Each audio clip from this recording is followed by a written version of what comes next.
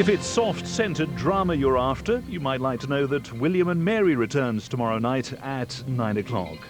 You're watching ITV 1. Now, the very latest world news. Club's desperate battle to free the sex-claim footballers.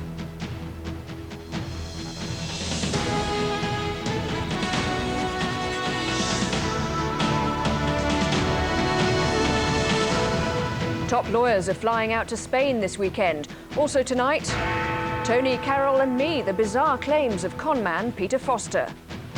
Desperate appeal, the four brothers who all need a bone marrow transplant. And Irish glory as they humble the world champions. Arise, Sir Clive! The Irish have taken you!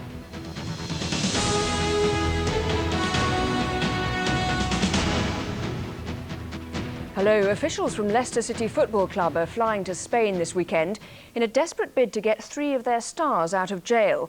Paul Dickoff, Frank Sinclair and Keith Gillespie are spending their second night in a sex offenders wing after claims they assaulted women. It's not yet clear when the trio could be released on bail. If convicted, they could serve years. From Spain, Tim Hewitt reports.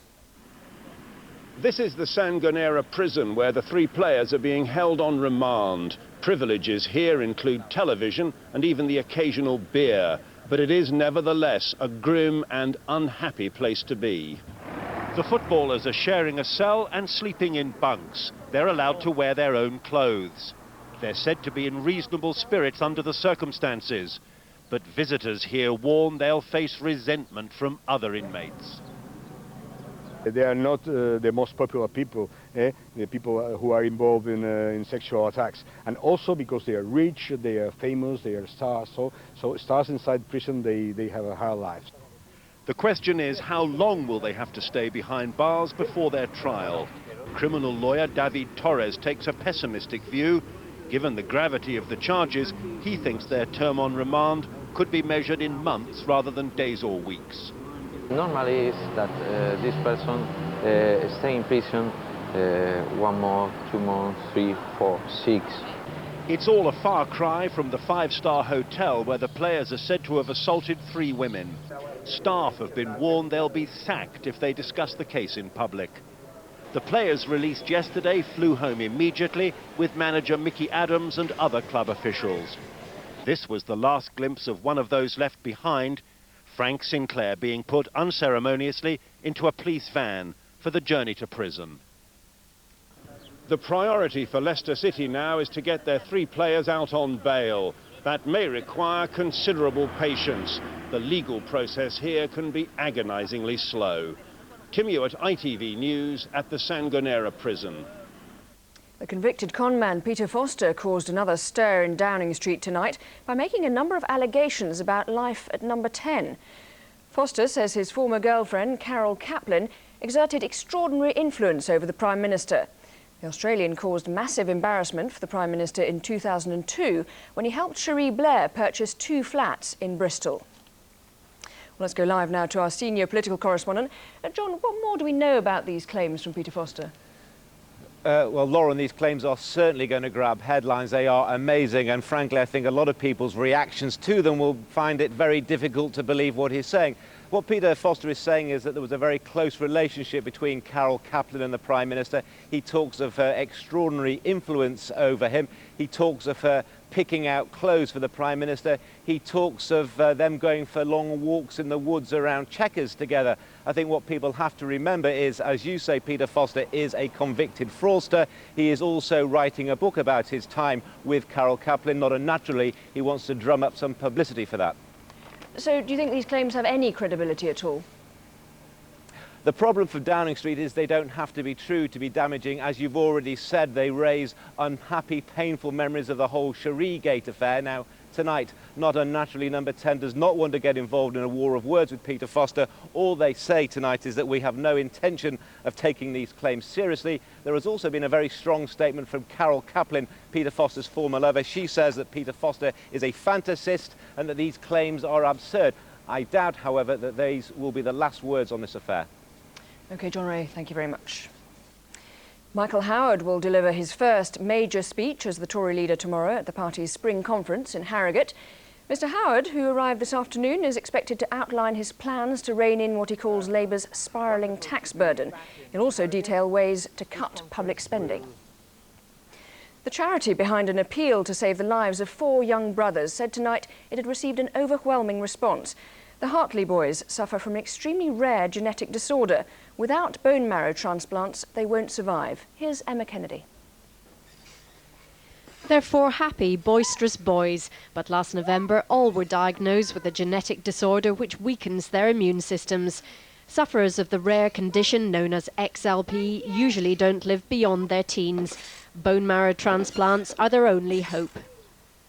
I think that's been one of the hardest things for us to accept, is that the kids are genuinely so well and look so healthy and are so full of life and so normal, but actually they have this very rare and potentially devastating condition. So far, only one potential match has been found. That's for the eldest son, Joshua, who's 12, and it's his mother, Alison. The only cure for these children at this stage is for them to have a bone marrow transplant, and by replacing the cells of the blood from a donor who doesn't carry this particular defective gene, then you'll be able to put back normal cells which will then keep them healthy and protected for the rest of their life. The Hartleys say it's their boys' determination and love of life that's getting them through, and the belief that potential donors are out there, they just need to come forward. Emma Kennedy, ITV News. The sport now, and it's taken 4.5 years and 22 test matches, but today England's winning run at Fortress Twickenham came to a shuddering halt. The World Rugby champions were beaten by Ireland in the Six Nations Championships. They lost 19-13 in a match dominated as much by England's mistakes as Ireland's defence. Neil Henderson reports. The Irish left the Fortress tonight after raiding the safe for their first victory in a decade. These fans aren't surprised. Remember, we are the up-and-coming team, and we're the fantastic team, and we just whooped you on your own ground. I don't think they wanted it as much as the Irish did. The last time England lost at Twickenham, Bill Clinton was still in the White House in '99. These fans have rarely seen England lose at home, and Clive Woodward's team for once weren't on song. The Irish drew first blood. Ronan O'Gara's kicking had to be spot on.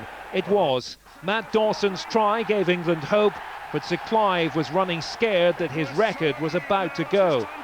The wheels finally came off the chariot when Gervin Dempsey ran in this try. We lost basically all of it today, and if you don't win your own ball, you're not going to win a game of rugby. This is Clive Woodward at half-time. Oh, my God! This is Clive Woodward at full-time. The World Cup may still be gleaming, unlike the smiles of the England players. It's a defeat that sends their Grand Slam hopes tumbling. Neil Henderson, ITV News. Well, Scotland also hit rock bottom today in the Six Nations Championships, and they're now favourites to carry the wooden spoon. The Scots, who travelled to Rome, lost their 3rd match in a row to Italy by 20 points to 14. It's the home side's winning try. Arsenal are tonight through to the semi-finals of the FA Cup after crushing Portsmouth at Fratton Park. The defending champions won 5-1. Earlier, Ruud van Nistelrooy scored both Manchester United's goals as they beat Fulham 2-1. Our sports reporter Alex Thomas watched the action. Amid Arsenal's impressive run this season, it's almost been overlooked that they're still on course for a 4th successive FA Cup final and their 3rd title in a row. It proved to be a breeze on the south coast, Thierry Henry putting them ahead against Portsmouth. And they were 3-0 up by half-time after 2 goals in 2 minutes, the first from Freddie Ljungberg, the second from defender Kolo Touré. After the break, Henry and Ljungberg each claimed another goal to seal Arsenal's place in the semi-finals. The only sour note for the visiting fans was a consolation goal for Portsmouth scored by their former Tottenham player.